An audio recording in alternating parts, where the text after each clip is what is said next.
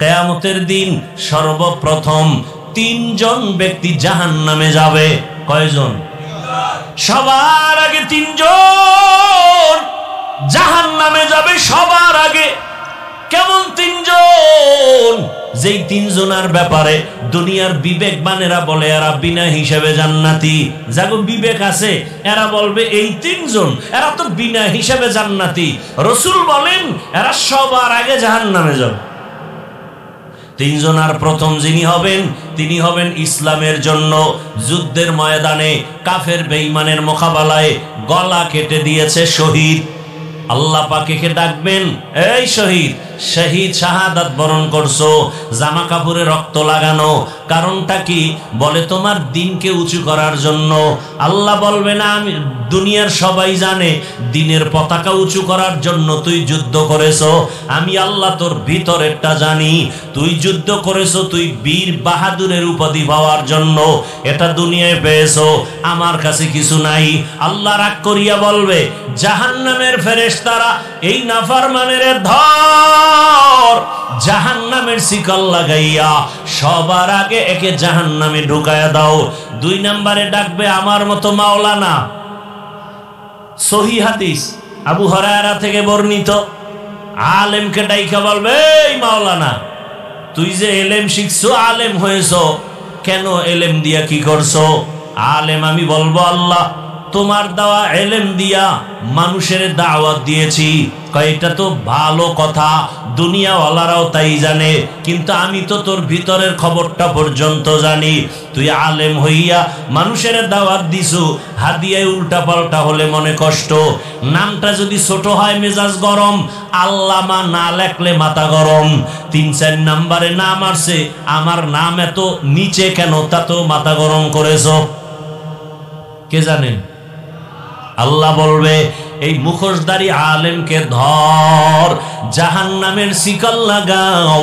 মানুষ জানে তুই বড় বক্তা, মানুষ জানে তুই বড় ইমাম, কিন্তু আমি আল্লাহ জানি তুই সারা রাত মোবাইল চালাইছো, স্ত্রীর হক আদায় করো নাই, সন্তানের হক আদায় করো নাই, ভাইয়ের হক আদায় করো নাই, মুসল্লিদের হক আদায় করো নাই, শিক্ষক হইয়া ছাত্রের হক আদায় করো নাই, বাবা হইয়া সন্তানের হক আদায় করো নাই, স্বামী হইয়া স্ত্রীর হক আদায় করো নাই। আল্লাহ বলবে কে জাহান্নামের শিকল লাগায় জাহান্নামে নাও। 3 নাম্বার ব্যক্তি হবে টাকা পয়সা দান করে যারা মাদ্রাসা করে, মসজিদ করে, এগো ধরবে আল্লাহ। এরা দানবীর। আল্লাহ বলবে, এই দানবীরে দিগায়, তোরে আমি গরিব বানাই নাই, হাজারো গরিবের মধ্যে তোরে টাকাওয়ালা বানিয়েছি, বল তোর সম্পদ কি করেছো? আল্লাহ তুমি জানো না, মাদ্রাসায় দিয়েছি, মসজিদে দিয়েছি, কালভার্ট বানিয়েছি, মানুষের কল্যাণে খরচ করেছি। আল্লাহ বলবে, সব জানি, এটা তো দুনিয়াওয়ালারাও জানে, কিন্তু আমি আর একটু বেশি জানি, তোর ভিতরের খবর জানি। কি জানেন আল্লাহ? তুই যে দান করছো 50,000, চায়ের দোকানে চাপাবাজি করছো, মসজিদে 50 দিয়া বলছে মসজিদটা আমি কইরা দিছি। এরকম চাপাবাজ আছে না নাই? মাদ্রাসায় দেয় 50,000, চাপাবাজি করে, মাদ্রাসা তো আমি করছি। এরপরে আবার দান করার আগে বলে আমার পোস্টারে প্রধান অতিথি দেওয়া লাগবে, আছে না নাই? হুজুরকে উপরে নাম দেওয়া লাগবে।